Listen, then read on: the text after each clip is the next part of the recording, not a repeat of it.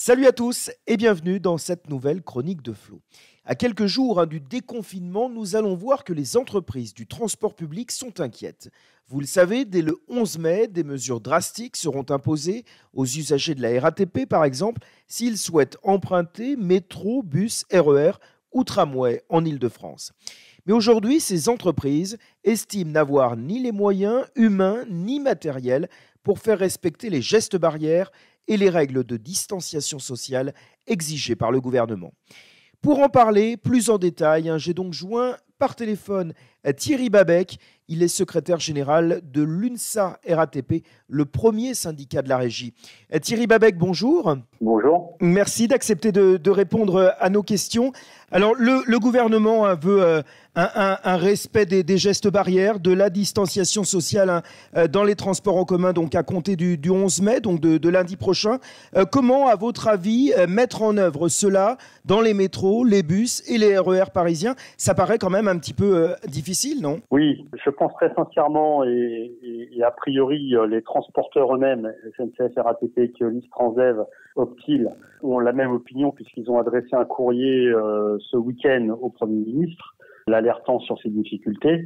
À l'évidence, ça va être très compliqué, pas forcément partout et à toute heure, notamment aux heures de pointe et sur certains territoires, sur certaines parties de nos réseaux. Oui, ça va être très compliqué parce que même si l'affluence sera inférieure à la normale, elle sera encore malgré tout relativement concentrée et importante à certaines heures et en certains points de nos réseaux. Vous l'avez cité vous-même. RER, bizarrement, pendant le confinement, on n'a pas eu ces affluences excessives, entre guillemets, ne rendant pas possible la distanciation sociale. Donc on verra comment ça se passe le 11 et ensuite. Mais tout le monde a en tête la ligne 13, bien évidemment, du métro, ou le tramway T1, le tramway T3 dans sa partie nord, et certaines lignes de banlieue, parce que les gens n'ont pas d'autres moyens de déplacement. Donc pour faire leurs courses ou aller travailler pendant le confinement, ils empruntaient ces moyens de transport et ils seront un peu plus nombreux à partir du 11. Alors vous l'évoquiez, votre entreprise, comme d'autres d'ailleurs, ont adressé récemment un courrier au Premier ministre. Qu'est-ce qui lui est demandé dans ce courrier concrètement ? Si j'ai bien compris, mais c'est une demande qui était déjà exprimée bien en amont par un premier courrier au tout début de la période de confinement, c'est de dire que les mesures de distanciation à certains endroits des différents réseaux des transporteurs respectifs n'étaient pas envisageables. C'était juste un vœu pieux, sauf à filtrer très fortement l'entrée des voyageurs dans nos réseaux. Mais si vous filtrez à l'entrée d'une station de métro, ça veut dire que les gens s'agglutinent sur le trottoir, sur la chaussée. Donc vous reportez le problème. Donc en clair, il était demandé par les transporteurs d'accepter le fait que le masque pourrait, en certains moments de la journée et en certains lieux, pallier à l'absence de distanciation sociale. Et à ce jour, vous n'avez toujours eu aucune réponse de la part du Premier ministre? Non, la seule réponse antérieure à ce deuxième courrier du 28 avril, c'est le discours du Premier ministre à l'Assemblée nationale, où il demande aux opérateurs de faire respecter les mesures de distanciation sociale et de condamner un siège sur deux. Bon, sincèrement, intellectuellement, on peut tout à fait comprendre cette injonction du gouvernement. Elle va dans le sens de ce que réclament les autorités sanitaires, mais très pragmatiquement, vu la densité de notre réseau Île-de-France, qui est quand même le ou parmi les plus denses de la planète, cette distanciation sociale à certaines heures, c'est pas toute la journée, j'insiste là-dessus, mais en certains lieux, c'est pas toutes les lignes de bus, de métro ou de RER ou de tramway, cette distanciation sociale, elle est impossible. Pour évoquer le port du masque, le gouvernement veut qu'il soit obligatoire dans les transports en commun. Est-ce que ça, déjà, ça vous paraît possible? Est-ce que les agents, par exemple, vont en distribuer dans les bus ou à l'entrée de chaque métro? Alors, d'ores et déjà, depuis le tout début avril, suite à une forte pression syndicale, très concrètement et sans flagornerie, l'entreprise a dépassé, je dirais, la position du ministère des Transports qui n'était pas favorable pour différents motifs, peut-être fondés, je n'en sais rien. Je pense qu'on était surtout sur des motivations de pénurie et d'absence d'approvisionnement en quantité. L'entreprise, qui avait réussi à reconstituer un petit peu des stocks en masques chirurgicaux, a décrété le port du masque obligatoire pour les agents. Donc là, on est fin mars, tout début avril. Bon. Et je pense, c'est mon avis, je n'ai pas de preuves, un peu contre l'avis du ministère. Donc la boîte a fait un peu forcer la main des autorités de tutelle. Très concrètement, dans les transports, depuis la mi-avril, en gros, on voit de plus en plus de voyageurs se protéger avec un masque. Alors de toute nature, chirurgical la plupart du temps, mais surtout des masques fait maison, entre guillemets, des masques tissus. Vous avez vu dans les communications diverses et variées que pour le 11 mai, le port du masque sera obligatoire dans les transports. La région va mettre, c'est en cours d'approvisionnement, un grand nombre de masques à disposition des voyageurs qui seront distribués par les opérateurs eux-mêmes. Donc nos agents, le 11, auront à disposition quelques quantités de masques en station, en gare ou dans les terminus bus à disposition des voyageurs qui n'auraient pas pu s'en doter. Vous avez vu aussi dans les différents médias que les préfets auront des quantités de masques à faire distribuer, notamment par les communes et les CCAS communaux envers les publics les plus défavorisés. Donc on peut estimer, sans trop prendre de risques, que le 11 mai, normalement, tous nos voyageurs auront, par un biais ou par un autre, un masque soit à disposition ou d'ores et déjà en leur possession. D'accord, donc ça, vous êtes plutôt confiant. Est-ce qu'un métro, par exemple, pourrait être interdit à un usager s'il ne portait pas son masque? Théoriquement, c'est ce qu'on nous demande de faire. Et c'est là où j'émets les plus grandes réserves. C'est que bien évidemment, l'entreprise va déployer tous ses personnels commerciaux, c'est-à-dire les agents de station et de gare qui, pour caricaturer, habituellement sont plus derrière le guichet, vont être extrêmement mobilisés sur le terrain parmi les voyageurs. L'entreprise a fait un appel au volontariat en interne. Donc là, ça s'adresse à tous les services tertiaires et autres de l'entreprise, comme pendant la grève sur les retraites, pour qu'ils se mettent à disposition pour renforcer ces équipes de terrain.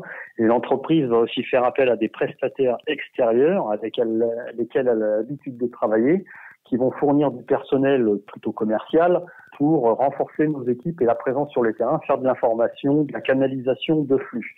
Bon, au-delà de ça, nous avons à peu près 1 millier d'agents de sécurité. Ces personnels que vous voyez en treillis rangers, c'est régulièrement sur nos réseaux, qui assurent la sécurité voyageurs et agents, qui sont, comment dirais-je, réquisitionnés, c'est pas le terme, mais bon, vous comprendrez le sens du terme, Bien sûr, par la puissance publique pour verbaliser au besoin les voyageurs récalcitrants.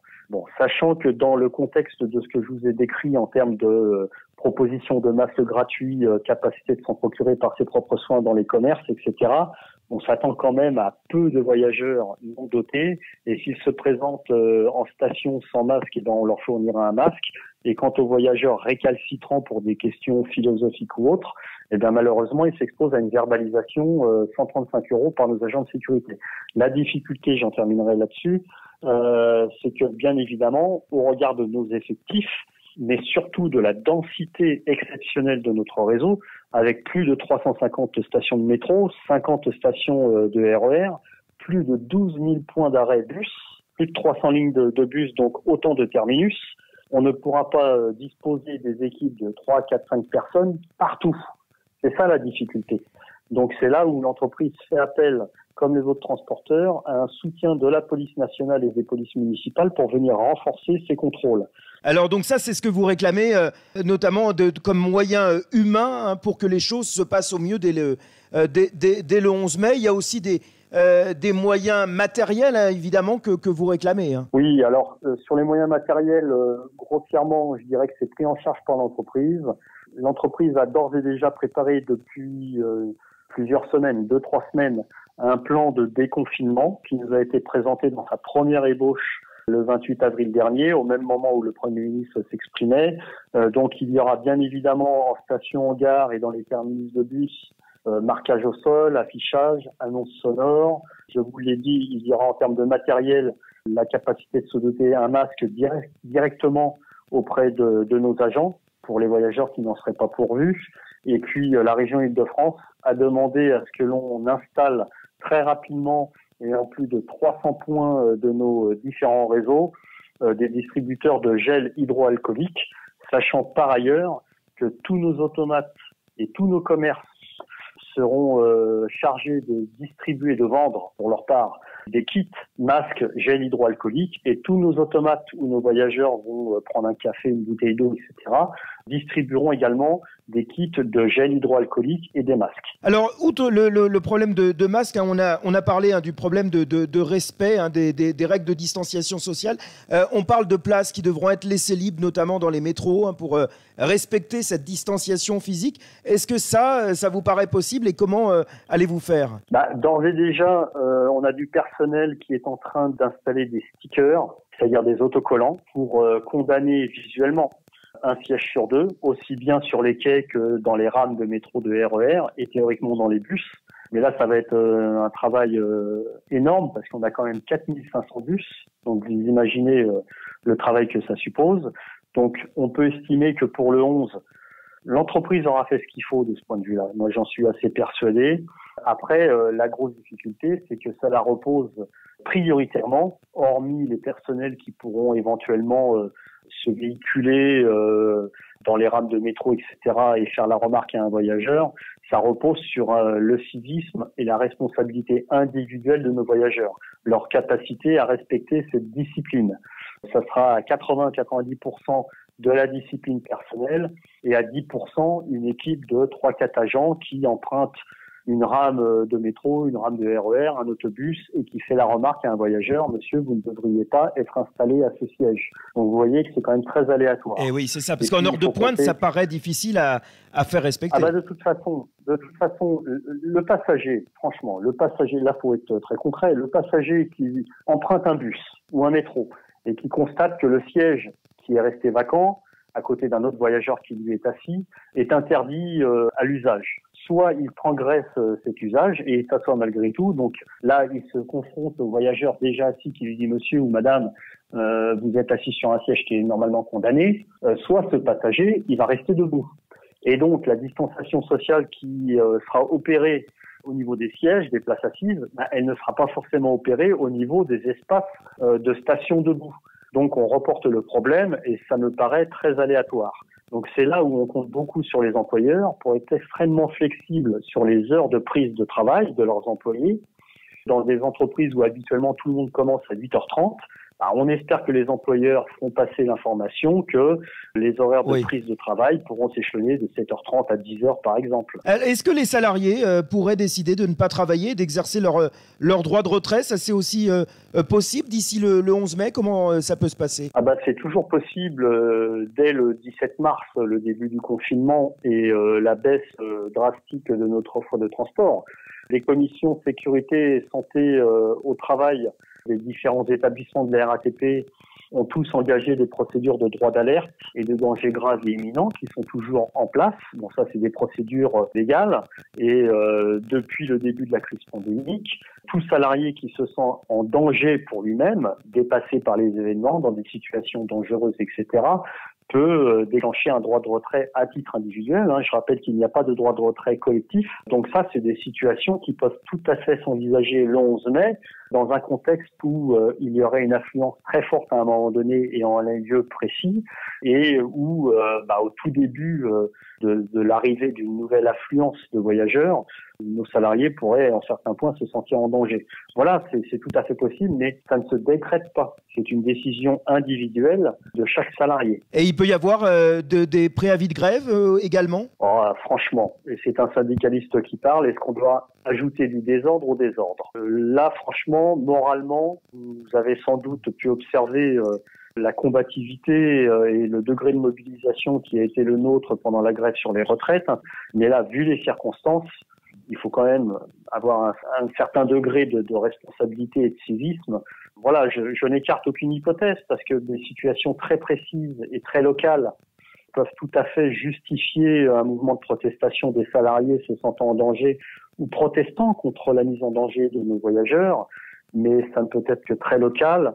Et très sincèrement, j'ose espérer qu'on saura l'éviter. Eh bien, merci beaucoup Thierry Babek de nous avoir répondu. Je rappelle que vous êtes secrétaire général de l'UNSA RATP, premier syndicat de la régie. Merci à vous. Merci à vous, bonne journée. Voilà, vous pouvez retrouver cette chronique sur les réseaux sociaux ainsi que sur la chaîne YouTube. On se retrouve très vite pour une nouvelle chronique. À très bientôt.